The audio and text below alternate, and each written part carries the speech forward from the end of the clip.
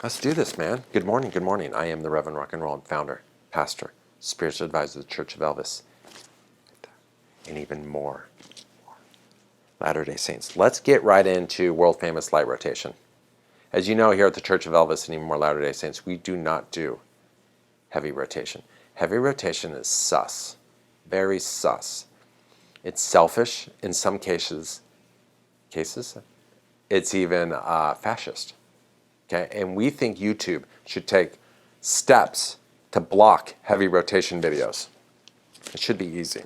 Here's an impression of heavy rotation guy. Oh, I can't take that off my deck. Oh, my deck. It's permanent on my deck. I don't even know what it means, but I know heavy rotation guy. A few months later, he's selling it. He wants to sell you that record. Oh, it's VG++. I'm like, I thought you couldn't take it off your deck.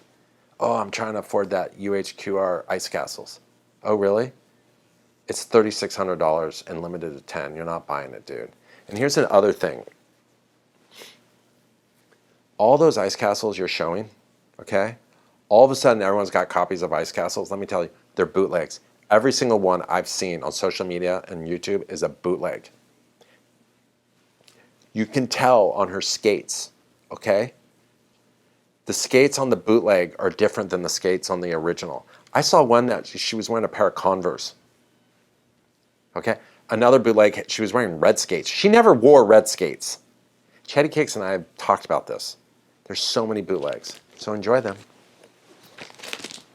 All right, what are we listening to? Nick Drake, Brighter Later, 2013. You've seen this. 2013 repress, German for all of Europe, from the master tapes. Originally came out in 1970. Okay, also, the coffee was delicious this morning. My Nick power rankings. My Nick non-negotiable power rankings, okay? 1, Nikki Taylor. 2, Nick Drake. 3, Nick Cave. 4, Nick Normandin. That's the list. Argue with Too Many Records guy. Go into his new store and argue with him. That's the list. Okay, so why am I showing this? I'm showing this because you wouldn't think to do this, but play this loud, okay? The strings, John Cale does a little something on here even. His brilliant guitar playing, even though you would think with his whispery vocals and so forth, fill your entire room with this album. It's gorgeous. And if someone says, hey, why are you listening to that Nick Drake too loud? Just say, shut your country ass, and I'll be with you in a minute, okay? That's what we do down here, all right? I think the VC is probably sick of this album. Philip Glass, Glassworks, 81, 82. I think people have been sick of this album at some point in the 80s, at some point in the 90s, and some point in the 2000s. People are sick of this, but I love this album.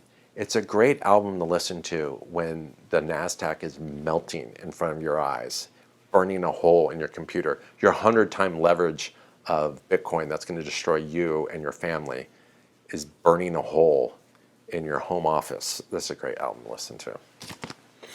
Okay. Orchestral Manoeuvres in the Dark, Architecture Morality, 1981. This is a promo copy, actually. Sounds brilliant. Obviously, the second greatest band to come from Liverpool. Echo and the Bunnymen being number 1. What's interesting about this is that I don't think people realize in America how successful this band was or is in Europe and England. They had lots of hits. They had 2, I think, kind of soundtrack hits in America. I saw them briefly, not briefly, I saw them, well, yeah, briefly before COVID. Their concert wasn't brief. They were amazing. This has got Joan of Arc, She's Leaving. Obviously, in this time, it's a bit of a derivative of Kraftwerk, Joy Division, but with their own take. And they went on and on and on to produce great albums. I love this one. This one, I absolutely love this compilation, Vanguard compilation from Kraft. They did such a brilliant job on it. I legit have jealousy of the people that have the 3-volume set because I believe that was record store day only. And Record Store Day just has less and less I want. And it's not because I'm dissing Record Store Day. They've just been doing it a long time. And I think it's harder and harder to get incredible things. But there was a 3-volume set. And I slept on it because it was the only thing I wanted at RSD. And I'm like, it's not going to sell out. And it's sold out. I don't know if it's colored vinyl or not. But many of you have commented that you have the 3-record set. And now Kraft's just releasing them 1 volume at a time. And volume 3, which I've streamed, and is really, really good, but this is excellent too, volume 1. And lastly, this is kind of a help me light rotation selection. Ravi. This is the only sitar music I have. This is the only album I have by him. If you have any recommendations of other work, I have Indian music, but it tends to be in a blend of a world music, so it's kind of a combination of Western music too.